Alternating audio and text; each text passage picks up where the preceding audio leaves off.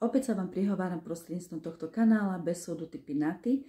Prajem vám krásny deň a budem pokračovať vo vyporiadaní bezpodielového spoluvlastníctva manželov. Minule to bola teória, dnes by som sa venovala konkrétnym praktickým príkladom, ako to v praxi vyzerá, keď sa klienti dohodnú na vyporiadaní svojho BSM prostredníctvom mediátora a ako to bolo v prípade, že sa obrátili na súd a o vyporiadaní ich zaniknutého BSM rozhodol súd. V oboch prípadoch sa jednalo o takmer totožné podmienky, čo sa týkalo objemu majetku patriaceho do BSM a aj jeho hodnoty. Takže poďme na tú mediáciu. Klienti, ktorí využili služby mediátora, nadobudli počas manželstva jeden byt, jednu chatu a dve osobné motorové vozidlá a samozrejme hnuteľný majetok. O osobných motorových vozidlách sa dohodli tak, že ich budú užívať podľa toho, ako ich používali aj počas manželstva. O hnuteľných veciach sa dohodli tak, že ich budú užívať spôsobom, ako ich užívali tiež ku dňu zániku BSM. Ostalo vyporiadať nehnuteľnosti. Celá doba mediácie trvala 4 mesiace, celkový čas mediácie bol 12 hodín.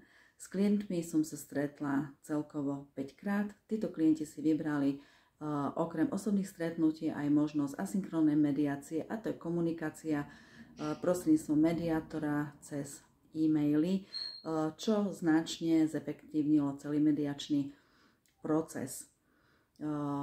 Takže po 12 hodinách sa klienti dohodli na vyporiadaní svojho BSM, teda na vyporiadaní nehnuteľnosti.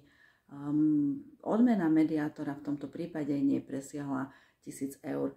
Klienti sa na začiatku mediácie dohodli tak, že na odmene mediátora sa budú podieľať každý v polovici.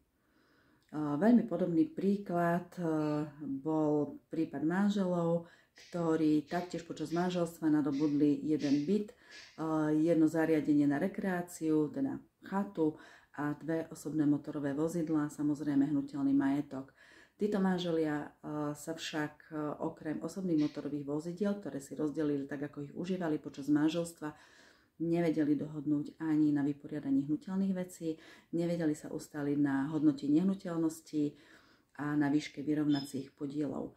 Žalobný návrh bol podaný v decembri 2018. Prvé pojednávanie v tejto veci bolo vytýčené na december 2019. Celkový počet pojednávaní v tomto konaní bolo 6. Okresný súd, teda súd prvej inštancie, rozhodol rozsudkom v marci 2021. S týmto rozsudkom však ani jeden z bývalých manželov nebol spokojný a preto obaja podali odvolanie voči rozsudku okresného súdu. O odvolaní týchto manželov rozhodol odvolací súd a ten rozhodol v januári 2022, pričom zrušil rozhodnutie súdu prvej inštancie a vec vrátil na nové konanie. Vo veci opäť rozhodoval okresný súd v intenciách odporúčaní odvolacieho súdu a okresný súd rozhodol novým rozsudkom v auguste 2022. Ani s týmto rozsudkom títo manželia neboli spokojní, avšak ďalej sa už súdiť nechceli.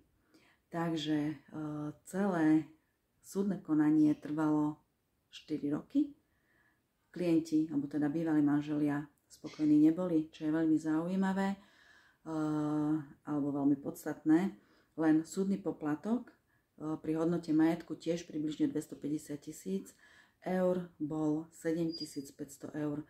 Obaja títo bývalí manželia boli zastúpení právnymi zástupcami a teda taktiež sa podielali na úhrade trov právneho zastúpenia, ktorých výšku však neviem. Takže ja keby som si mala zvoliť mediáciu alebo súdne konanie, určite si zvolím mediáciu, nie kvôli tomu, že sa jej venujem, ale kvôli tomu, že vidím veľký prínos mediácie, pokiaľ sa jedná o úsporu času, úsporu finančných prostriedkov a zachovanie vzájomných vzťahov, pretože klienti, ktorí sa zúčastnili mediácie, podľa informácií od nich samých, viem, že spolu dokážu komunikovať Bohužiaľ, klienti, ktorí sa rozhodli súdiť, súdne konanie trvalo príliš dlho, tak títo si bohužiaľ nevedia sa ani osloviť. Ja budem pokračovať vo vyporiadavaní majetku aj na budúce. Bude to vyporiadanie podielového spoluvlastníctva a tiež konkrétne príklady z mediačného procesu a zo súdneho konania, pretože vyporiadanie podielového spoluvlastníctva je tiež jednou z vecí, v ktorých sa klienti na mňa veľmi často obracajú. Ja vám teda prajem krásny týždeň, prežite ho v šťastí, v pokoji, bez konfliktov a vidíme sa o týždeň. Majte sa krásne.